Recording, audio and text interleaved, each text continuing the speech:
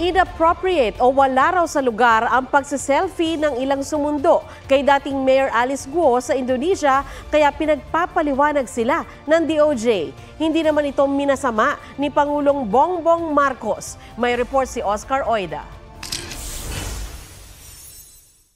All smiles with double peace sign si dismissed Banban Tarlac Mayor Alice Guo sa litrato nila ni DILG Secretary Benhur Abalos at PNP Chief General Romel Francisco Marbil. Sa kuha naman ng aming kamera, kumindat pa siya nang makitang binivideoan siya. Pangiti-ngiti at papikit-pikit din siya tuwing tumatangging sumagot sa ilang tanong ng media. Hindi po muna ako magpapa-interview po. Kahit yun lang. Pino na naman ang selfie ng ilang tauhan ng NBI at Bureau of Immigration kay Guo. Matapos niyang makipagtaguan sa batas, ginawa namang fam meet nitong si Alice Guo ang pagka-aresto niya. Kulang na lang red carpet. Ang inasal lang ilang sumundo kay Guo, inappropriate ayon sa DOJ.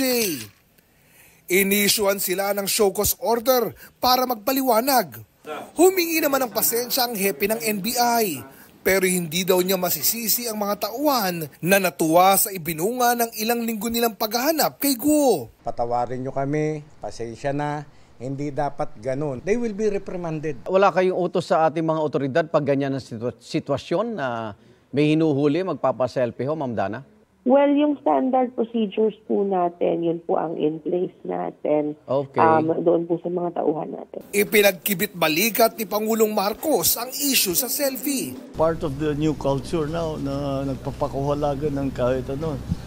Kasi po-post nila, tignan mo, nakasama ako dito sa team na nag-aresto. They just had a selfie. I don't think there's much more to it than that. Nagpaliwanag din sina Abalos at Marbil sa litrato nila ni Guo. So sinasabi niya sa akin at meron daw threat sa kanyang buhay. Ang ginawa ni Chief Marbil, nire-record niya.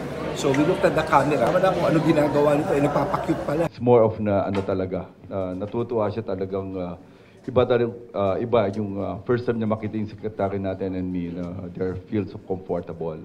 Oscar Oida, nagbabalita para sa GMA Integrated News.